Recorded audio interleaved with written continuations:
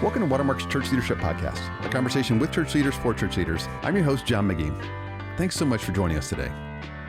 Well, hey, friends, welcome back. We are in the studio. I think this is part 5, Dave? Sure. Our series? 5, yeah. It is 5. So apparently there were a plethora of things we did not learn in seminary. And so the title of the whole series is Things We Didn't Learn in Seminary. I think as much as anything, Dave, is just kind of an excuse to talk about wisdom we picked up, mistakes we've made, and a chance just to kind of hang out as friends, and talk to some of the people that are willing to listen. So we're going to talk about kind of some personal interactions here in a second, but we're coming into baseball season, and you were one of my friends that probably is the biggest baseball fan. You have the inside scoop. So heard it here first. Who do you predict is going to win the World Series this year? Yeah, I'm not proud of this prediction because I'm not really happy about it, but I think it's going to be the Dodgers. Okay. Yeah. They're loaded. They are loaded. So unless something catastrophic happens, I think they have the inside track. Okay. We'll see. It's a long season. It is a long season. Sometimes you put a bunch of all-stars together and the chemistry doesn't work, but we'll see. Speaking of all-star, the all-star game is in Dallas this year. Has that ever happened? I don't even know. I don't know. It's been a while. Yeah. It has. So we got that to look forward to.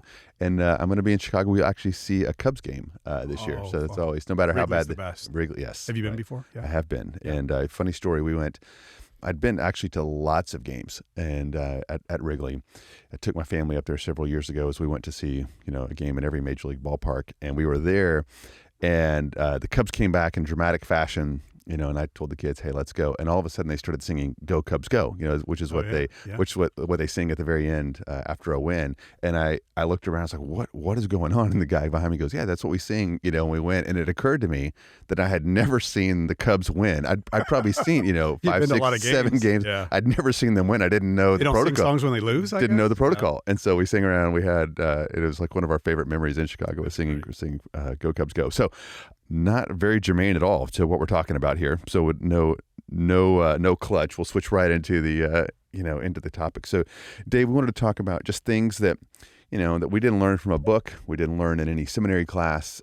It's just kind of this art of pastoral interaction, the people side of this, which really is so much of the pastoral work, or really leadership in general. I guess if you were a coder in a foreign country.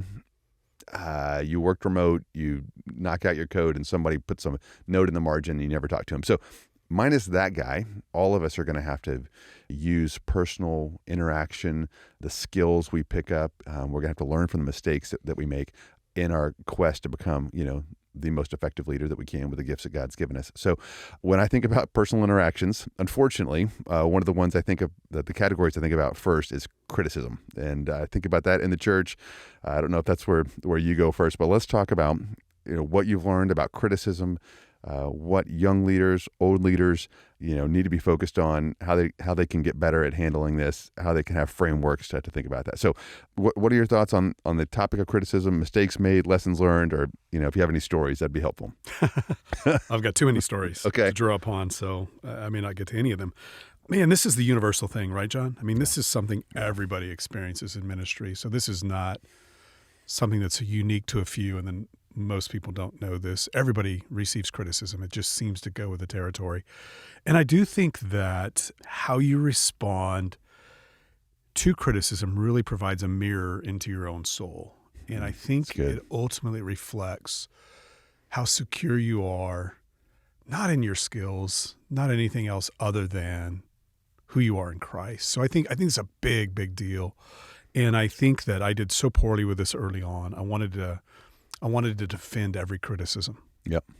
Whether it was worth defending or not. And I was slow to hear, and I was quick to speak, which is the inverse of what we ought to be. And so, that's right. Yeah, I just felt demoralized when I was criticized, and I felt a lot of shame, and I felt a lot of anger, and I felt all those things. And I didn't, even in the times when I bit my tongue, I think it was very clear on my countenance that I wasn't doing well. Yeah. To the point that I would see people come in to give it and then back off and think, okay, I'm just going to drop this conversation and walk away. And then I don't know how you respond to criticism. I may not respond immediately, but I would have conversations in my mind for days. Totally. Right? Reenact the scenario. I wish I would have said this. I wish I would have had this come back. Yeah. I wish I would have come up with this defense. And then you learn over time, hey, this is really a tool God gives us to not only be humble, because I think that's exactly what it does, right? Paul talks about this in 2 Corinthians 12 when he talks about God's grace being sufficient in his weakness. One of the things he mentions is insults. And sometimes criticism can be insulting. It's not always constructive. But even in that, we have this opportunity to experience the love and power of God in our lives. But it's always an opportunity to grow, to be humble, and to learn. I think I'm one of these people who really does believe there's something to be gained in every form of criticism almost. There's a few things like, okay, I can't own that, but there's something to learn in it. And so I think it took me too long to get there. And over time, I don't know that there are many times that I respond in a way that broke relationship, but what I would do with withdraw relationship, which breaks it in a different way.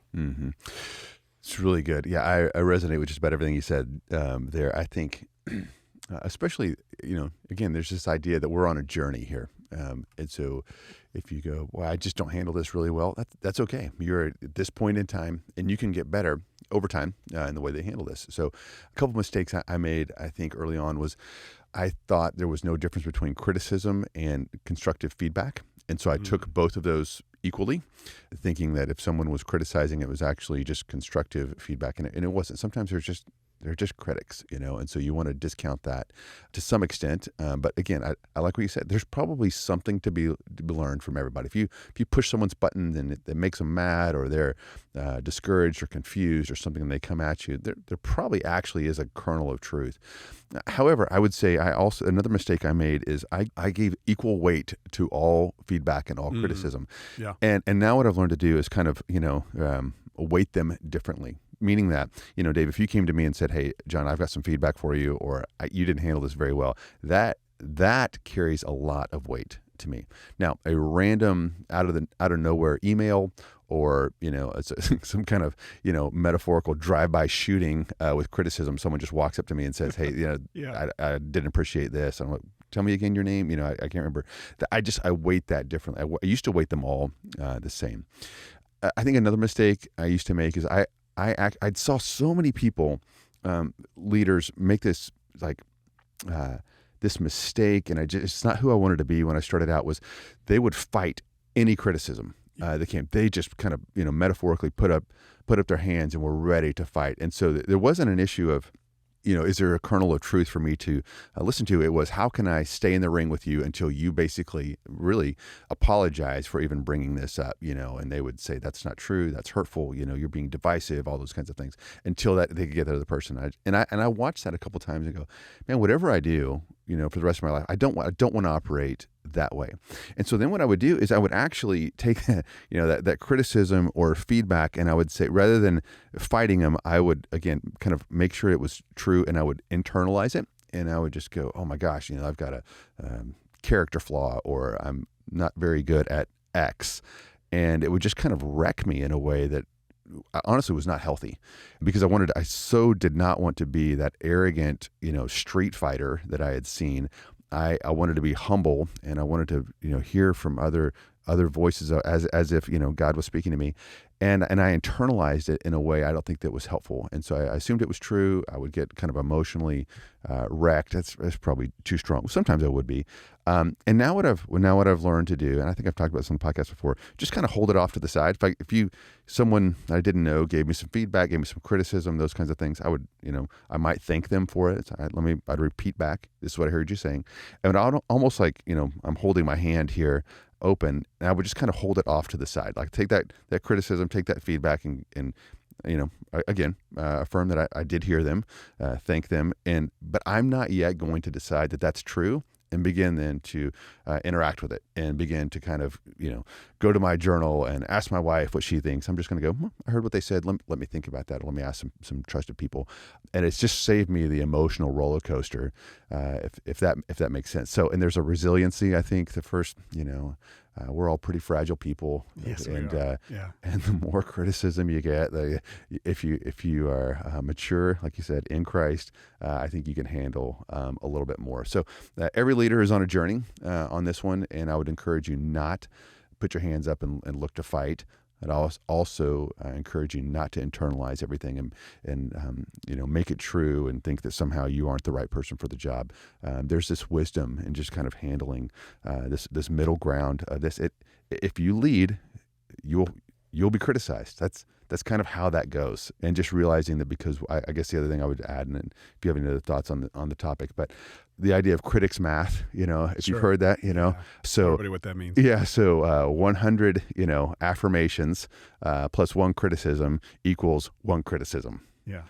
And it's amazing how, you could get 10 emails saying that was fantastic, thank you so much. And one person goes, I didn't appreciate that. And that really is what you get in your car, on the way home and think about and beat yourself up or things like that. And so just to remember that all of the positive feedback is true as well. And it probably honestly takes a little bit more thoughtfulness to write positive feedback, to walk up to someone and say that.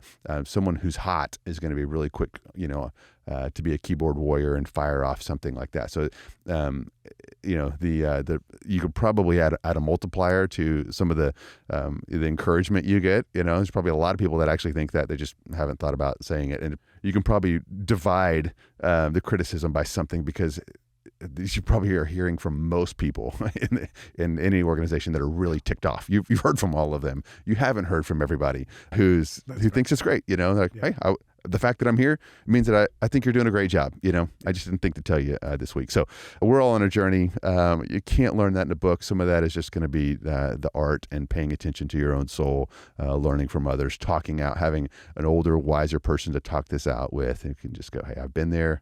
You're going to make it. I've been criticized too. They can tell you a story and how they walk through it. So any other thoughts on this one? I think that last point is so important, John, that you don't have to be the final arbiter of what criticism means. It really is helpful when you have people around you who you can take the criticism to. Hey, this is what this person said. Here's the context. Maybe it's a private conversation. And you guys, you team, do you see the same thing? Do you not? Are there things I need to work on here? Yeah. It just frees you. It frees you from having to live alone in some of the pain of criticism, but it also frees you from having to be the one who ultimately decides whether or not it's valid. I had somebody tell me one time, and it was so true, that somebody looked me in the eye and said, hey, you need to let go of the fact that you know yourself better than anybody else, because quite frankly, you don't. There's this part of you that's aspirational, that guides the way you think, and your bias, and you need to let others speak into who you are, because they probably know you better than you know yourself. And I found that to be true. And so having people you can go to and say, this is it, especially for those that are in point leadership roles, if somebody comes to you and either criticizes you in the category, hey, this is error, or this is heretical in the things you're saying, or even your character is such that it disqualifies you, you've got to escalate that criticism. You don't want to bear that alone. That's not good for you. That's not good for the person who's bringing it to you. And it's not good for, you need to let people know, hey, I need to share this with others. Would you be willing to share what you shared with me with others? I'm going to take this and we'll get back to you, because those are serious criticisms. Yeah, that's right. Yeah. And that's right. That's another podcast. There's some criticism is, I didn't like that word choice or your shirt. That's different than a character criticism as well. And I'd be quick to share those. It's like that is potentially true. Let's just show. Let's put some light on it and let some other people know, and we can just be aware of that as we lead in community. Let some other people know, hey, I got this feedback. It may or may not be true, but I sure don't want it to be true. And so let's throw some light on it. Can you guys just watch this with me? So good. Okay.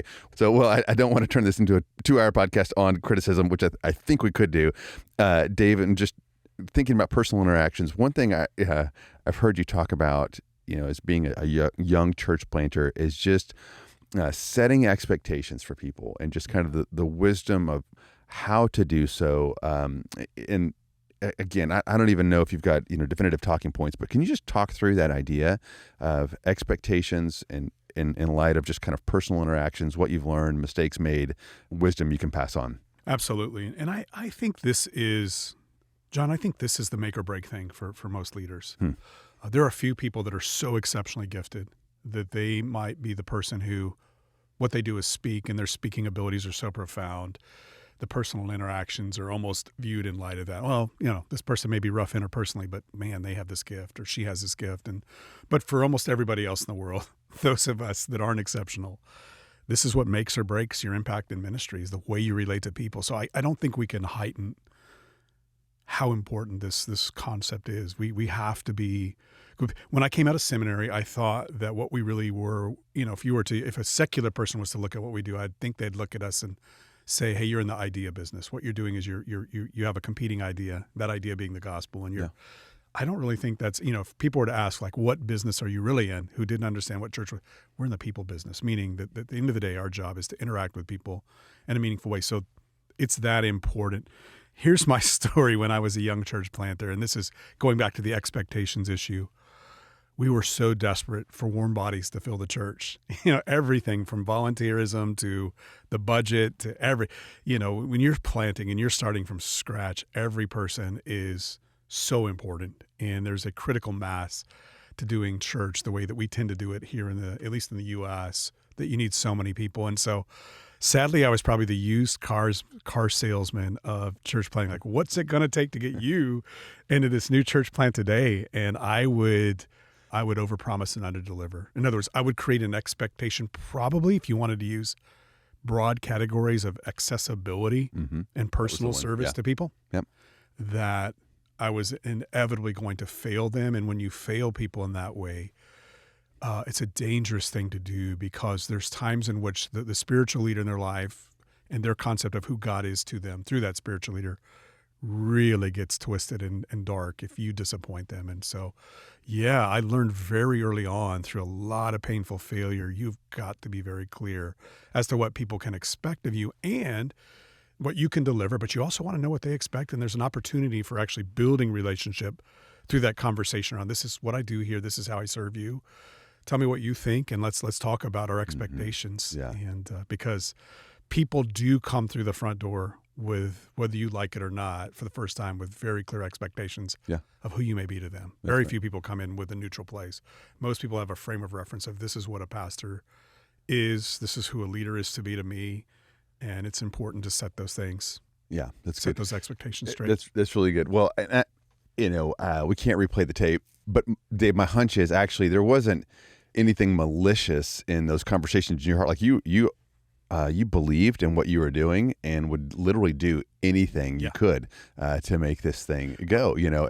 And so you weren't I didn't understand my capacity. Right. Then. That's it. I thought I had this unlimited relational capacity, and then you realize as you disappoint people and hurt them, which is the last thing none of us gets into ministry because we want to hurt people. We want to actually help them. Yeah. So it was a real sobering experience, but I had to learn, like, I only have so much energy to give in general. And I'm a little bit more introverted than probably the average pastor. And so I have to grow, of course, but I also have to work within my limitations and make it really clear. And then I think there's this cultural aspect to this too. Like, there's a way in which interpersonal relationships, just not the way we interact as leaders with the people, but the way the people interact together, that it's really up to us to kind of define and promote and guard as we lead in the culture of the church. Yeah, that's really good. So we get into trouble when expectations are unrealistic. If people just have these expectations, they're just like no one can do that, right? Another one, is if they're just really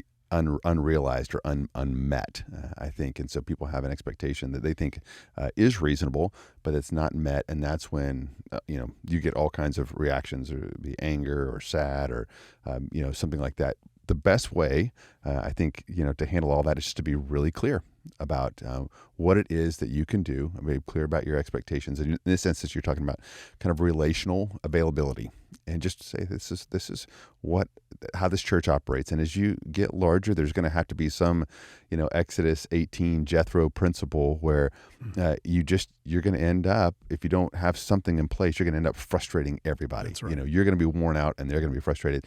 And so you just set up some type of mechanism and I don't mean that in a pejorative sense, but some kind of organizational structure that everyone is cared for, but they may or may not be cared for by you as either the leader of the church or a leader of this ministry or something like that, someone that they want to get time with. And so, of course, you have to be available.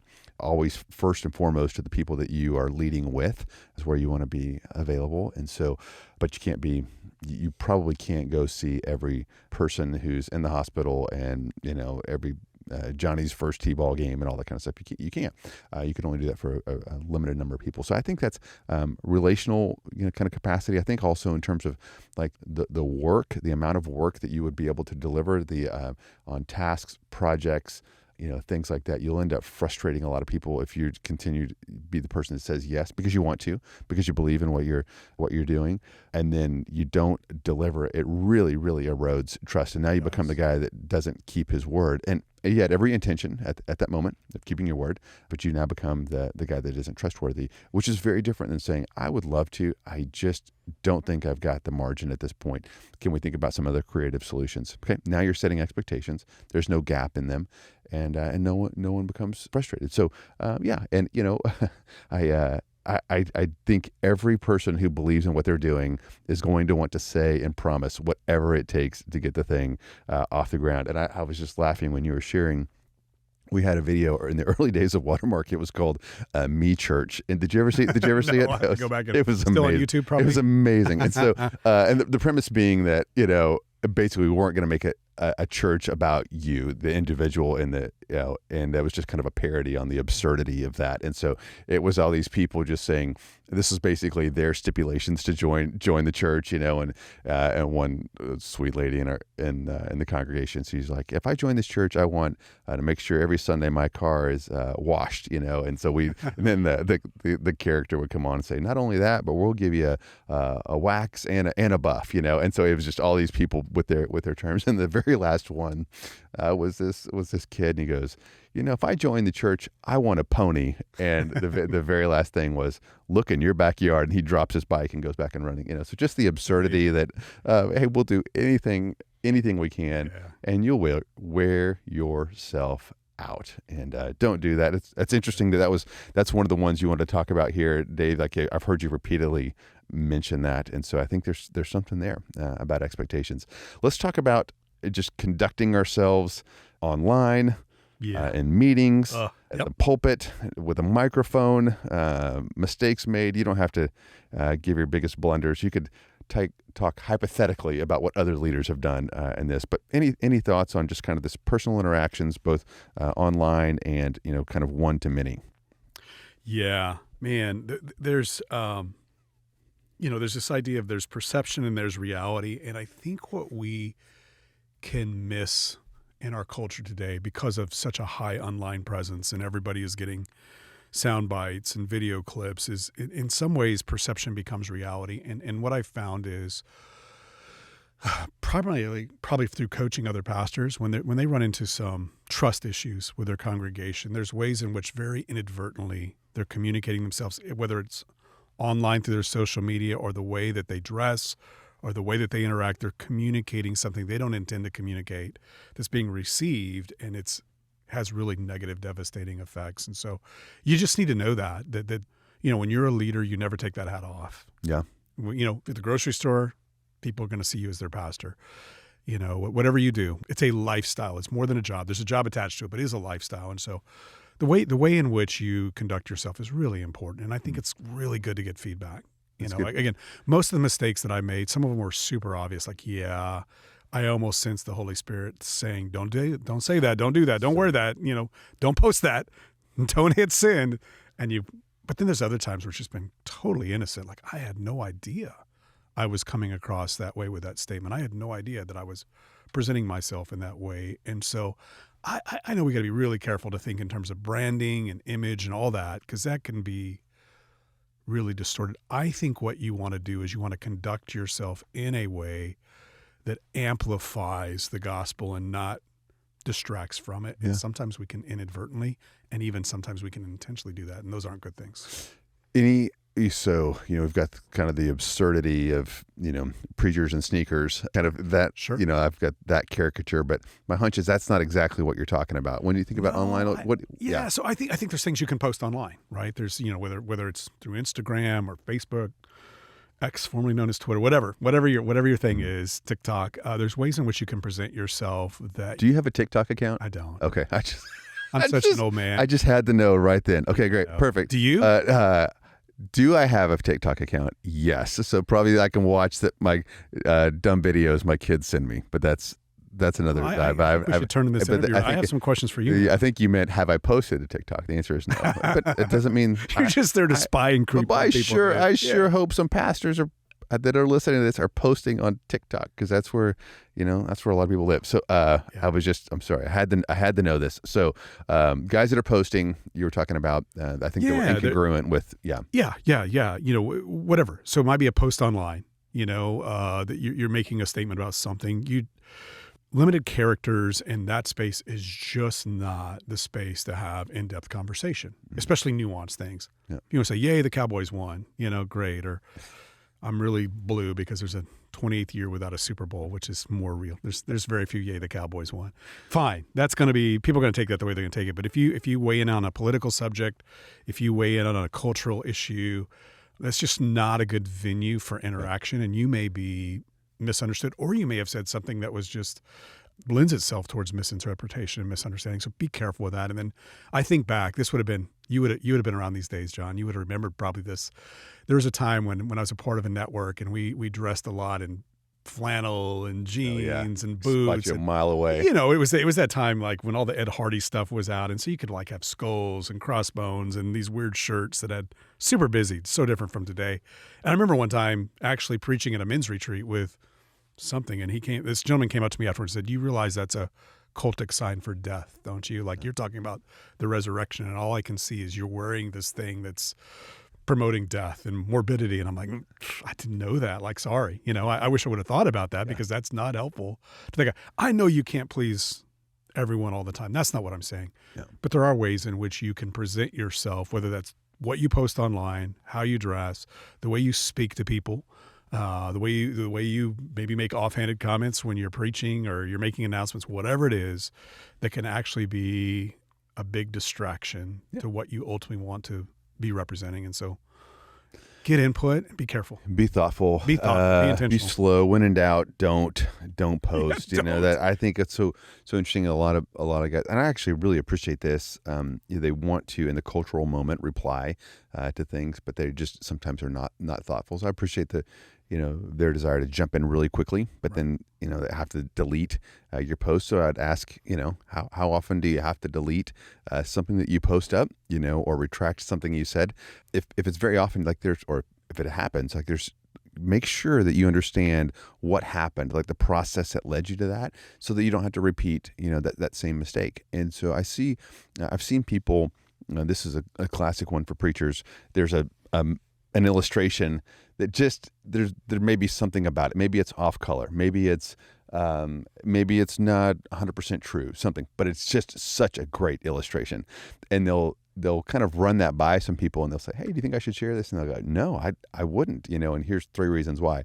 And they go, "But it's just such a great illustration," And then they ended up sharing it, and caused the firestorm that their friend told them that it would. And so if that's happening to you just got to make sure that you're learning from that. Like when multiple people tell me that, and you can't desire to be interesting more than you desire to be true and helpful and God honoring. And it's okay if your illustration is like good enough, but not enough that it brings oohs, ahs, or claps or cheers or whatever kind of emotion you're trying to elicit from the crowd. Like it just made the point, and it wasn't quite as interesting or noteworthy enough to talk about over lunch. I've just seen some people, they just can't let go, of this illustration or maybe this idea or something. And so ask, I think, how is this going to age? How am I comfortable letting this stand for 20 years? And, I just heard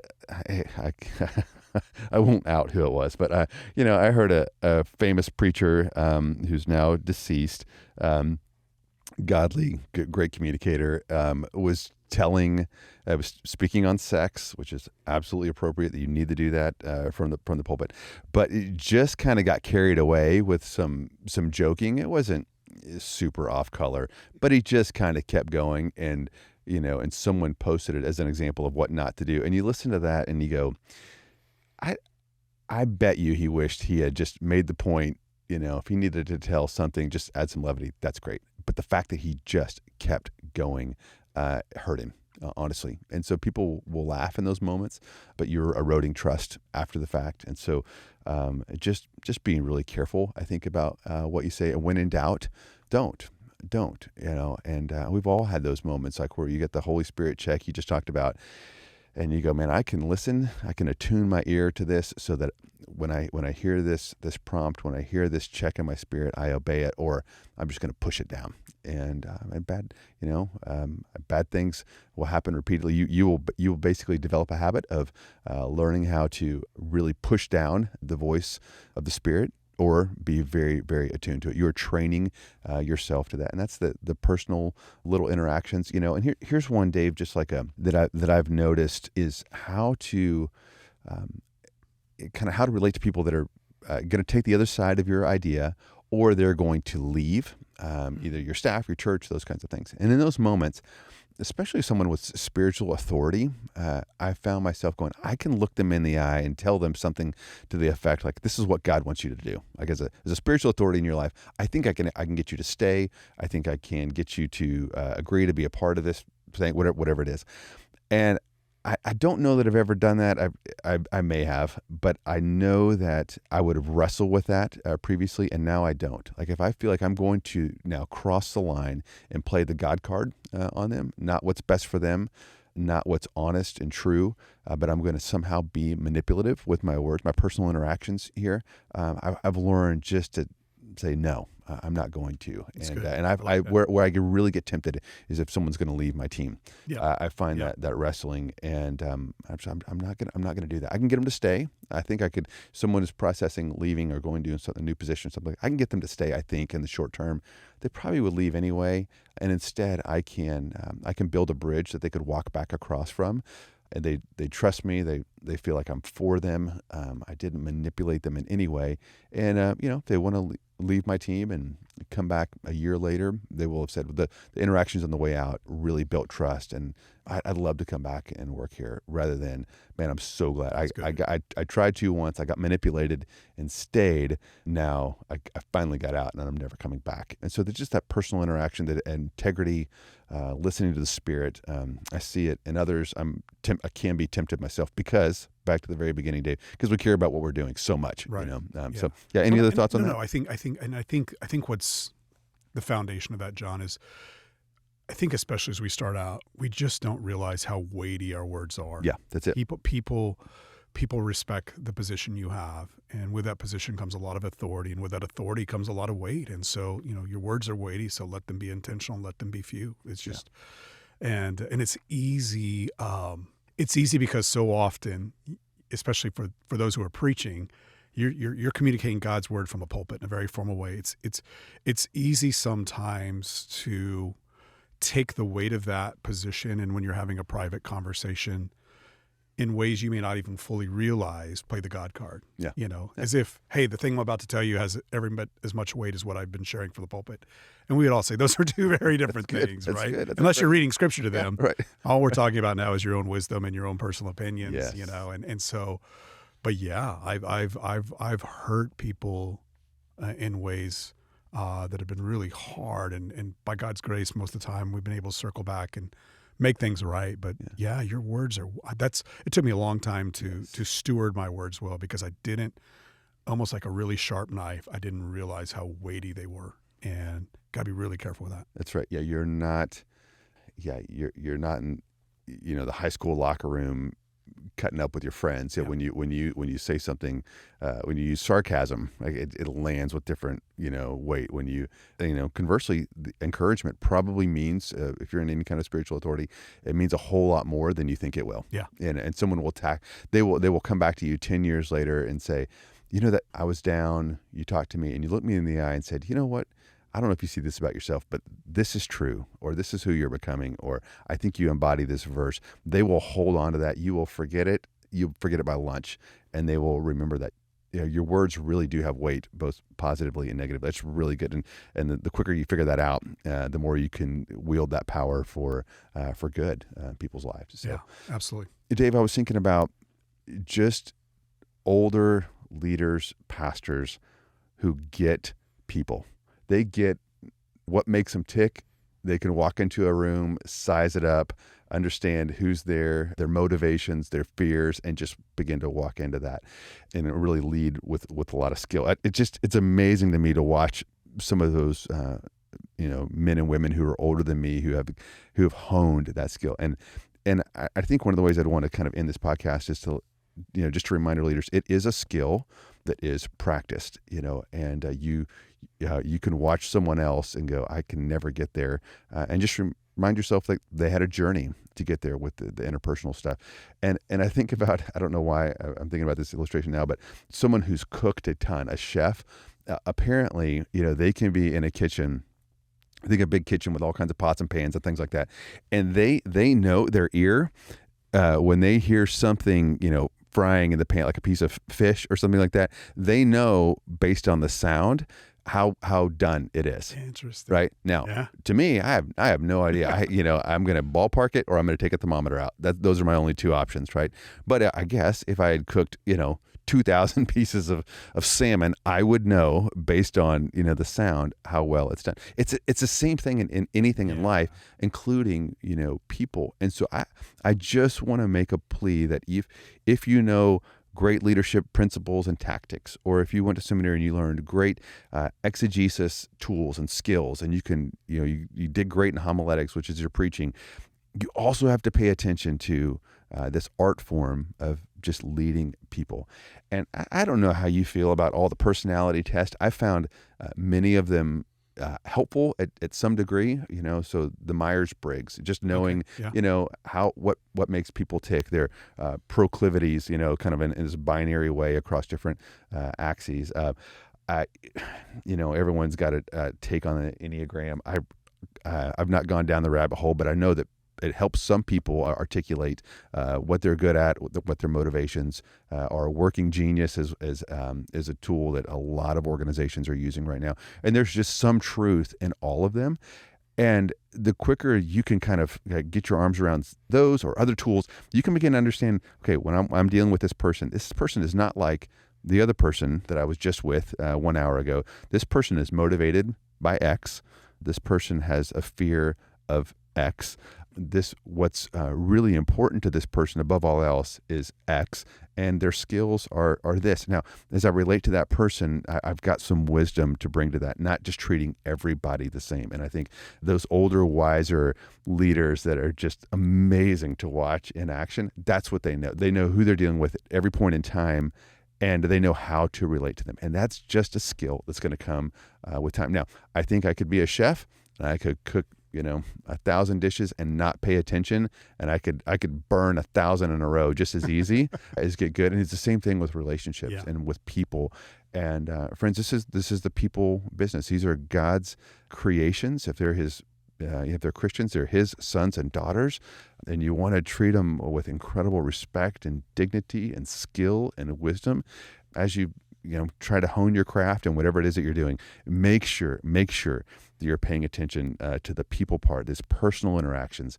It's what oftentimes is going to be the difference between a really long and successful leadership run or one that is short-lived or just has a lot of collateral damage. So, Dave, any other parting thoughts? No, just that's on so this? good, John. I think that, if you're a young leader today and you find yourself making a lot of mistakes in this realm, don't be discouraged. Yeah. I think failure teaches us more than anything else. It's the best tutor when it comes to these kind of things. Mm-hmm. So don't keep repeating the same mistakes. And if you are, then learn from that. Like, how many times have you and I been around leaders who are blind to this huge flaw, and the way that they preface it is always, well, if people are offended by the way I lead, well, if that's a theme in your life over and over again, then you've got a problem that you're not addressing. So let's be honest about that. But learn from these things. And then the leaders that I so admire, that exactly who you're describing. They walk into any scenario, they kind of get it.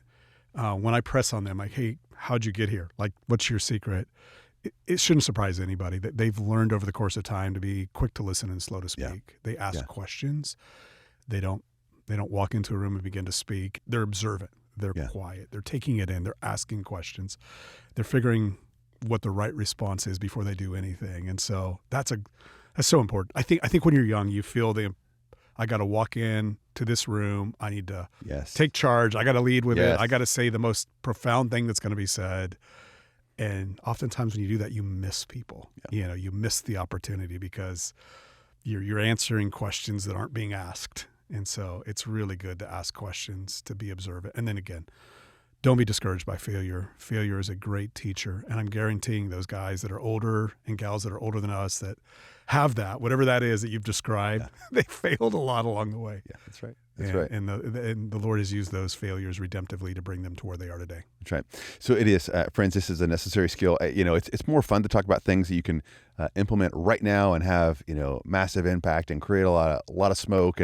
But it is going to be this long obedience in the same direction. It is going to be the relationships, and it's going to be the way that you interact with people that's going to make the difference over time. And so a lot of times, because it's not as fun, the results are not immediate. We discount this one. And friends, just make sure, even if you can preach a great sermon, make sure you can still talk to people. You can still lead people. People want to be around you, and your own unique, quirks and personalities. Make sure that you're working on your interpersonal reaction. So, Dave, thanks so much, brother, as always. And we've got one more. I think we only have one more in this series. I feel like we can do 100 of these, but we'll shut it down after the next one. And we're talking about just family and relationships and husbands and wives and kids in ministry, which we did not talk about in seminary. So you have that one to look forward to.